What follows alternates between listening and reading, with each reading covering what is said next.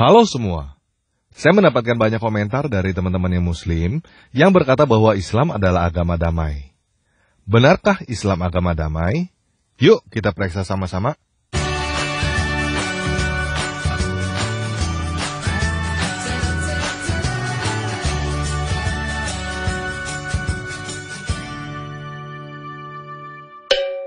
Nah, sekarang kita bertanya kepada Ustadz Khalid Basalamah ya. Assalamualaikum Ustadz, saya mau bertanya nih, benarkah Islam adalah agama damai? Maksudnya, benarkah Islam disebarkan tanpa pertumpahan darah? Kalau seandainya ada orang Nasrani, Yahudi, semua orang kafir yang mengatakan kepada Anda, Islam dikembangkan, diekspansi dengan pertumpahan darah, katakan iya. Memang iya.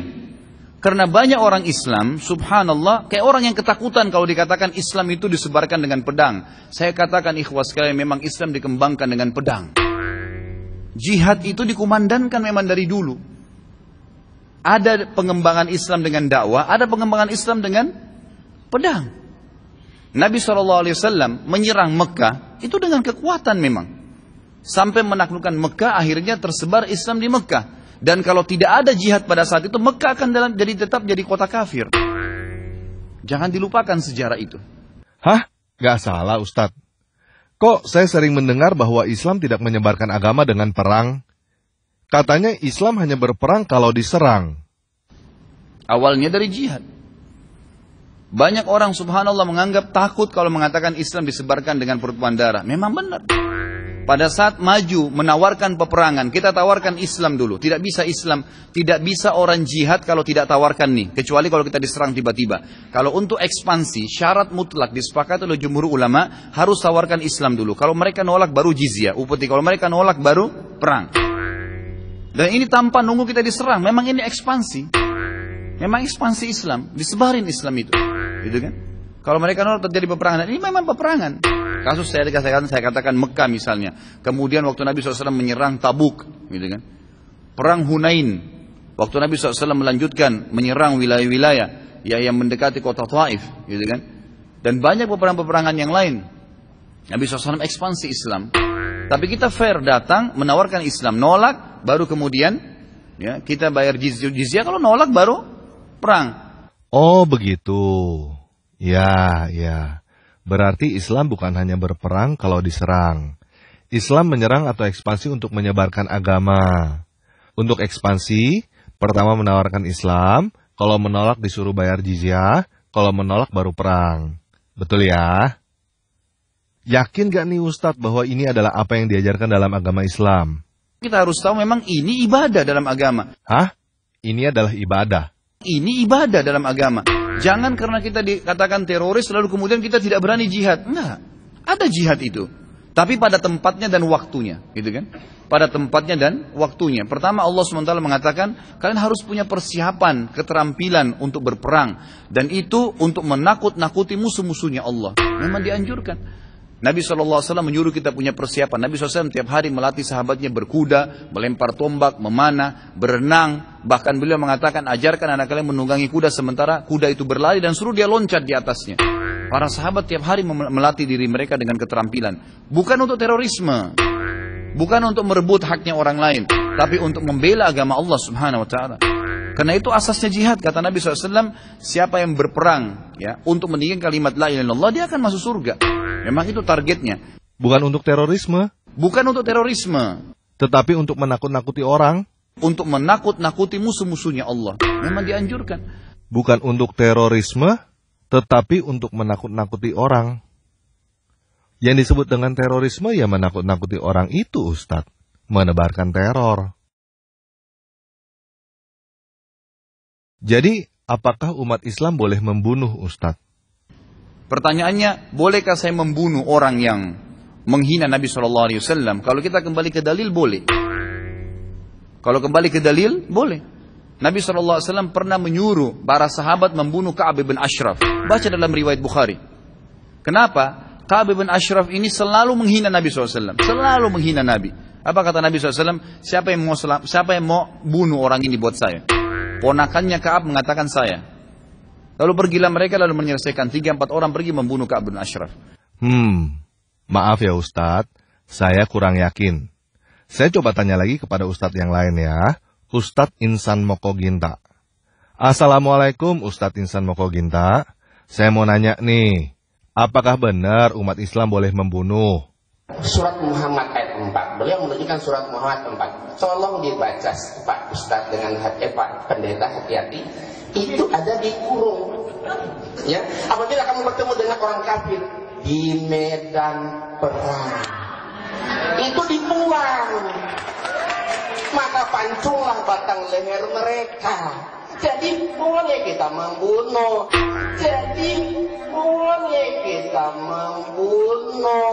Tetapi terhadap orang kafir, dan itu pun di medan perang. Oh begitu ya. Jadi klaim bahwa Islam adalah agama damai yang tidak ditebarkan dengan perang itu adalah dusta dong Ustadz. Tapi berdusta itu kan nggak boleh Ustadz.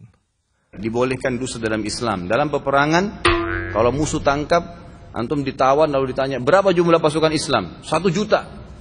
Padahal sebenarnya cuma 1000. Kemudian yang kedua adalah memperbaiki 2 orang yang sedang bertengkar. Si A, si B lagi bertengkar, lalu kita datang kepada si A. Sebenarnya si B itu merasa bersalah. Cuma dia lebih tua, dia nggak mau mulai minta maaf. Padahal si B nggak bilang itu. Ini dibolehkan islah dzatu bayyin namanya, memperbaiki 2 orang. Ustadz ngaco nih. Yang boleh berdusta itu kan si A. Si A itu kan bukan Islam. Kalau Islam mana boleh berdusta. Saya coba tanya kepada Habib Ahmad Zain ya. Assalamualaikum Habib. Saya mau bertanya nih. Apakah benar umat Islam boleh berdusta? Di Islam ada taqiyah.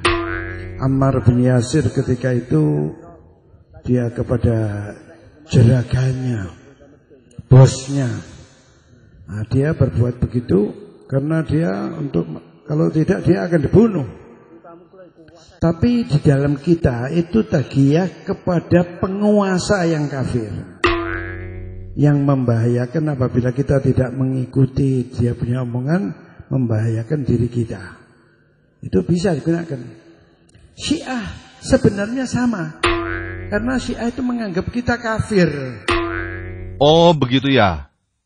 Oke deh. Terima kasih ya Ustadz Khalid Basalamah, Ustadz Insan Mokoginta, dan Habib Ahmad Zain. Gimana teman-teman? Jelas ya? Jadi kalau ada orang yang berkata bahwa Islam adalah agama damai, agama yang tidak disebarkan dengan perang, cuma ada 2 kemungkinan. Orang itu sedang berbohong dengan penuh kesadaran, atau orang itu sedang berbohong tanpa dia tahu bahwa apa yang dia katakan adalah sebuah kebohongan. Nah, sampai di sini, pasti banyak teman-teman muslim yang mau berkata, oh orang Amerika juga begitu, orang Belanda juga begitu, orang kafir juga begitu, penjajah. Jadi sekarang saya langsung aja menjawab teman-teman yang mau memberikan komentar bahwa orang kafir juga begitu. Terima kasih, karena kamu telah membuktikan bahwa agama kamu tidak ada bedanya dengan kafir. Orang kafir begitu, kamu juga begitu. Sama aja. Kamu sama dengan orang kafir. Oke? Hah? Apa? Kita sekarang sedang dalam keadaan damai. Oh.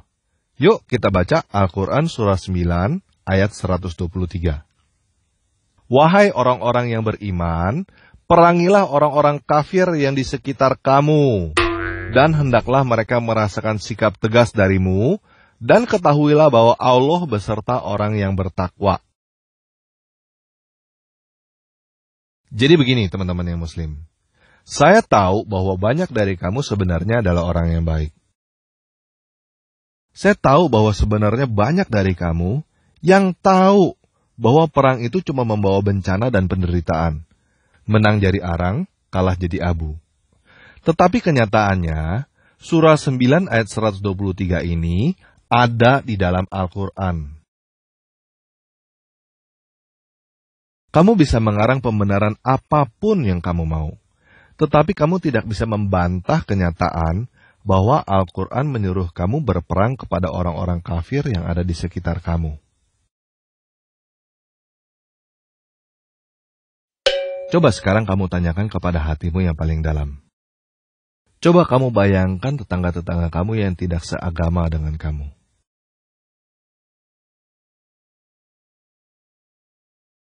Apakah berperang dengan tetangga-tetangga kamu karena berbeda agama adalah hal yang benar atau hal yang tidak benar? Kalau kamu berkata bahwa berperang dengan tetangga kamu karena berbeda agama adalah hal yang benar, kamu sakit jiwa, bro. Berperang dengan tetangga kamu karena berbeda agama adalah hal yang tidak benar, hal yang salah. Kamu tidak akan masuk surga karena kamu berperang dengan tetangga kamu. Dan kamu tidak akan masuk neraka karena kamu tidak mau berperang dengan tetangga kamu. Nah, kamu mungkin tidak mau berperang dengan tetangga kamu karena berbeda agama. Tetapi mungkin anak cucu kamu yang akan berperang dengan tetangga kamu karena dia menjalankan apa yang diperintahkan di dalam surah 9 ayat 123.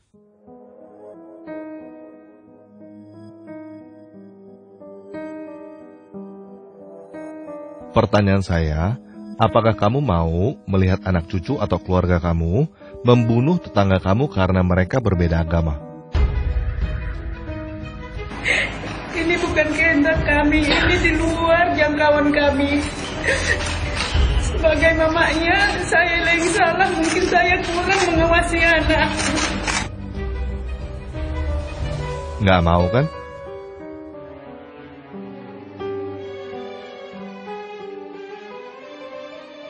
Jadi begini, sebelum teman-teman meninggalkan Islam, saya mau memberikan satu ilustrasi supaya teman-teman mengerti apa yang teman-teman lakukan. Oke? Ada seorang anak yang sedang dalam perjalanan pulang. Di tengah jalan, dia ketemu seorang preman yang berkata, "Serahkan uang kamu kalau kamu mau selamat." Lalu anak itu berkata, Om mau merampok saya ya, Om." Preman itu berkata, "Oh tidak, saya meminta baik-baik. Saya ini cinta damai, tidak suka berkelahi. Makanya, kamu serahkan uang kamu kepada saya. Kita damai. Kamu bisa pulang dengan selamat." Lalu anak itu berkata, "Kalau saya nggak mau kasih uang ke Om gimana?" Preman itu menjawab, "Berarti kamu tidak mau damai. Kamu ngajak perang." Lalu anak itu berkata, "Oh, jadi Om ini garung ya?" Kemudian preman itu berkata, "Dasar anak kurang ajar, berani menghina saya." Lalu anak itu digebukin, semua uangnya diambil, dan setelah itu preman itu berkata, "Syukurin loh, tadi udah ditawarin damai nggak mau, malah menghina saya. Itu salah kamu sendiri." Nah, pertanyaan saya, apakah preman itu menjadi preman suci hanya karena dia pakai baju putih dan berdoa 5 kali sehari? Islam itu artinya bukan damai, guys. Damai bahasa Arabnya adalah salam, bukan Islam. Islam itu artinya menyerah, atau tunduk, atau takluk, bukan damai.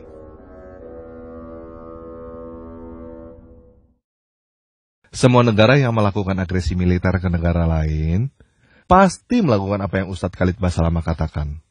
Pertama, ancam dulu, nyerah atau perang. Dan sebelum melakukan agresi militer ke negara lain, semua juga melakukan persiapan dulu, latihan, siapkan senjata. Untuk mempelajari hal ini nggak perlu agama, guys. Semua penjajah juga melakukan hal itu.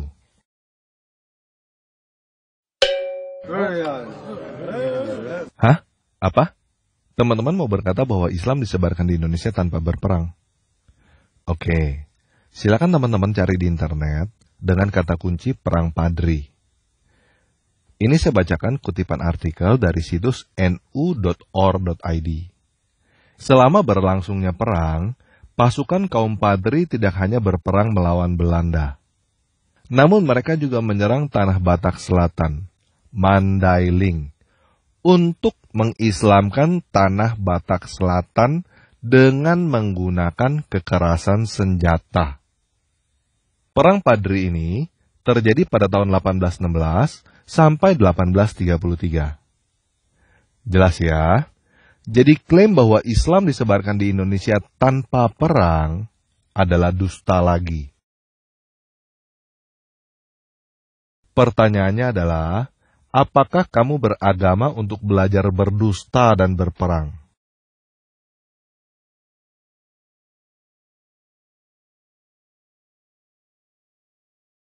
Kamu tidak bisa masuk surga dengan berdusta dan membunuh orang lain, guys. Dan kamu tidak akan masuk neraka karena kamu tidak mau berdusta. Kamu tidak akan masuk neraka karena kamu tidak mau membunuh orang lain. Begini, guys. Pada dasarnya kamu adalah orang yang baik. Untuk apa agama yang membuat kamu berdusta dan berperang dengan tetangga kamu? Lebih baik tidak beragama daripada beragama yang bisa membuat kamu berdusta dan membunuh orang lain. Nggak perlu agama untuk berdusta dan membunuh orang lain, bro. Orang yang tidak beragama juga bisa berdusta dan membunuh orang lain juga kok. Betul? Tidak ada kebenaran dalam dusta, guys.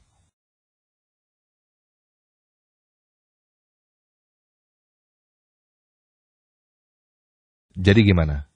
Kamu mau meninggalkan Islam nanti atau meninggalkan Islam sekarang?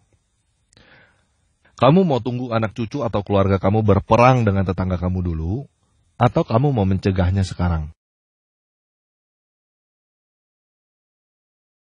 Mencegah itu lebih baik daripada mengobati, guys. Setuju ya? Nah, kalau kamu tidak mau berperang dengan tetangga kamu, kalau kamu mau mencegah anak cucu dan keluarga kamu untuk berperang dengan tetangga kamu, katakan saya meninggalkan Islam sekarang. Oke?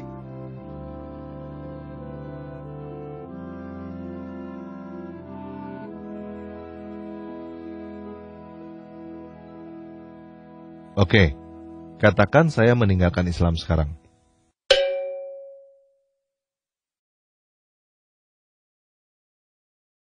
Oke, sekian video kali ini. Tuhan memberi